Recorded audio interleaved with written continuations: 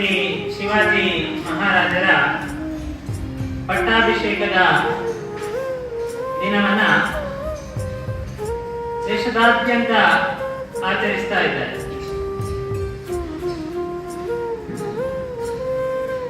ನಾವೆಲ್ಲ ಪ್ರಾರಂಭದಲ್ಲಿ ಒಂದು ಅಂಶವನ್ನ ನಮ್ಮ ಮನಸ್ಸಿನಲ್ಲಿ ನೆಲೆಗೊಳಿಸಬೇಕು.